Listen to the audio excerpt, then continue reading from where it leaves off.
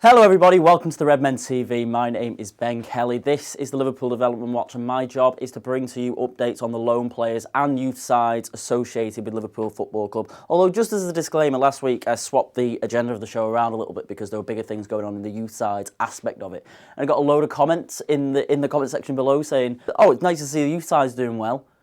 I report on them every week, guys. If you just stick around, if you try not to get bored of me, you'll end up seeing how the youth sides do every week. And this week, they're later on in the show, so you're going to have to stick around because A, you've got to get through it all, and B, it's good for us to have the watch time anyway. But anyway, we're going to start with the loan side. A little bit later on, we're going to talk about Harry Wilson doing really well and a season-ending injury for a Liverpool loanee. But we're going to start off with Lazar Markovic, who got a goal for Anderlecht, believe it or not. Yeah, everybody keeps talking about how he's not got a future at Liverpool, essentially, but he's doing quite well out in Belgium there at the moment. He got a goal in a 2-1 loss to Genk at the weekend. Genk? I think it's Genk. It was his first goal of the season, and it was actually a very, very good finish. The ball was played through to the penalty area. It kind of takes a deflection off a defender, and he's got to think quite quickly and reposition himself to take the shot, and then he buries it in the top bins. Absolutely great finish from Lazar Markovic, so maybe that'll be a slight show of hope. He's got a few assists this season as well at Anderlecht, so maybe, I highly doubt it to be perfectly honest, but nevertheless, that's how he's done this week. Divock Origi made a late sub appearance for Wolfsburg as they lost 3-0 to Borussia Mönchengladbach in the Bundesliga. Ovie Ejaria didn't make it onto the pitch as Sunderland lost 2-1 at home to Burton and got themselves officially relegated to League One, so perhaps it was a good thing for him that he wasn't on the pitch at all in that game. There were quite the boos at the end of that match. There was a clip going around on Twitter of the full-time whistle there. Conor Randall played the full 90 minutes as Hearts lost 2-1 to Rangers, and Daniel Sturridge was ineligible to play for West Brom this weekend because, of course, they were playing Liverpool.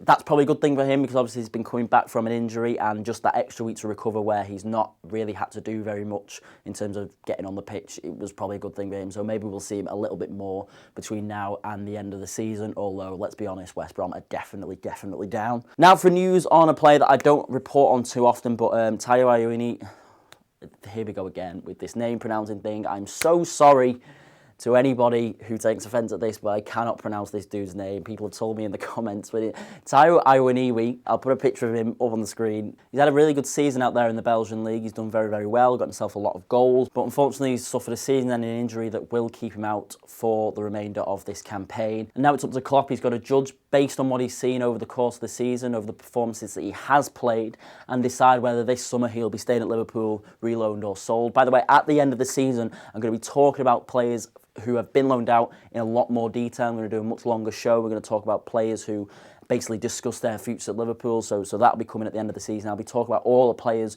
who I haven't been talking about over the course of the season. Obviously, I've said before, but the main reason that I don't talk about all the loanees that Liverpool have is to just keep this show short as possible. And at the end of the season, I'm going to be given a bit more free rein to talk about them in detail and give you my opinions on what their futures will be as a Liverpool player come next season. So look out for that show at the end of the season. But yes, the news is that Taiwo Awoniyi has suffered a season-ending injury, and now his future is down to Jurgen Klopp when it comes to his Liverpool career. Naby Keita started on the bench but came on to score as Leipzig were thumped 5-2 at home by Hoffenheim. It's looking like it's pretty much impossible for them to get top four now in a Champions League place, which actually is really good news for us. I was doing the rounds on Twitter this morning. Where they finish in the Bundesliga this season actually affects how much we pay for Naby Keita. So, for example, they're sixth in the Bundesliga right now. If they finish in a Champions League place, we've got to pay 59 million for him. It's looking like that's unlikely.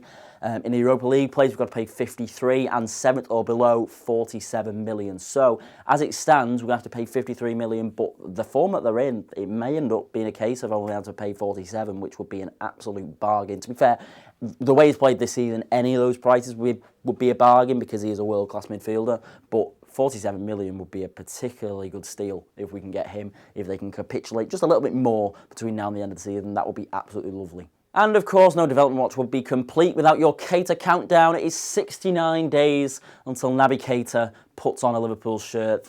1st of July is coming thick and fast, ladies and gentlemen. 69 days. I'm not laughing, you're laughing. Harry Wilson scored 2 in an absolute thriller in the Championship on Saturday between Hull City and Bristol City at Ashton Gate. Got the first goal and he got the third goal for Hull. Now, I can't exactly remember what order the goals went in. I think He put the first goal to put Hull 1-0 up. They were 3-1 down. They brought it back to 3-2. It then went 4-2. Harry Wilson scored again and made it 4-3, 4-4, 5-4 to Hull, 5-all. What a game that is. The first goal in particular was a really good strike. He sort of gets it midfield, then shoots a cross goal. A little bit like, look, it's not on the same level, but a little bit like that Kevin De Bruyne strike yesterday against Swansea. It was that sort of goal, a cross goal. Top bins, that sort of goal. The second goal, the keeper probably should have done a little bit better, to be honest, because it was from a free kick and it went in near post, but it goes through the keeper, essentially. He should do better, but of course, Harry Wilson isn't going to complain about that. Our good friends at the Hull Daily Mail, the gurus for all Harry Wilson knowledge, gave him a 9 and man of the match for that game. He played really well, yeah, he's looking really, really good. And when you take it to Ryan Kent, who should have been in that Bristol City squad and wasn't even included in the matchday squad, you look at those two players and you go, well, look at that. Harry Wilson is really taking his opportunity out there at Hull at the moment. He's really showing to Jurgen Klopp and the Liverpool's coaching team that he is going to be a top player, unlike other players that we've got out on loan at the moment. So congratulations to him. I think he's going to do really well in a Liverpool shirt next season. And on to the youth sides then, the Liverpool under-23s didn't play this weekend, but unfortunately their title challenge in Premier League 2 is over without having to kick a ball.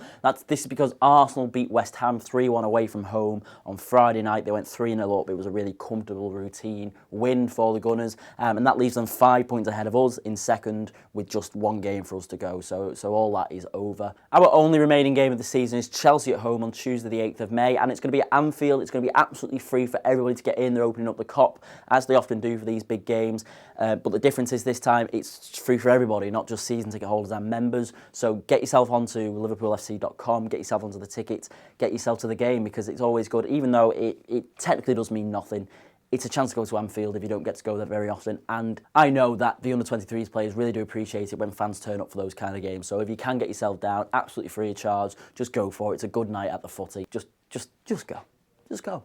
Since the under-23s didn't play, a lot of faces Steven Gerrard will be very familiar with jumped back down a level to the under-18s to play for him in their game against Man United on Saturday. They won 2-1 with 10 men. Players like Curtis Jones, Adam Lewis, Rafa Camacho, Liam Miller all played. These players who've been playing for Gerrard mainly in the first half of the season. Rhys Williams got himself shown a straight red card at 1-1, and we did very, very well to grind out a win from there. Rafa Camacho with an excellent goal.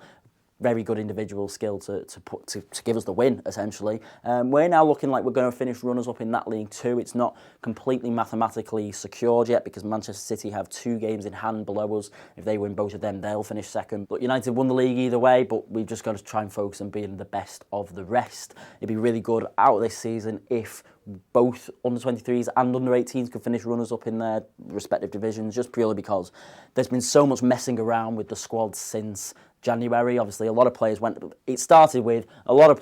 on loan from Neil Critchley's side and up to the first team, and then that meant that a load of under-18 players had to jump up to under-23s, and a load of under-16 players from the academy had to jump up to Steven Gerrard's level, and it just messed with the whole balance of the sides, and they both had a bit of a wobble and unfortunately lost their division titles as a result. But, you know, it's one of them things. What's important is the development of the players. Every manager in the academy will tell you that. What's important at this level is not necessarily winning the league. It's the development of the players and making sure that the players get the right challenges for their abilities. And that's what's been prioritised. Players like Curtis Jones, Adam Lewis, under-18s, they're too good for it. They are too good to play at that level. Just proven by the fact that with 10 men at the weekend, a squad full of players like that have gone and beaten Man United at the top of the league. They need to be playing at under-23s level, and it's rightly so that they've been doing that in the back end of the season. So it's one of them things. Hopefully Gerrard will push on next season with a fresh batch of youth players to crack on with and hopefully go one better next season. I'm sure he'll be absolutely itching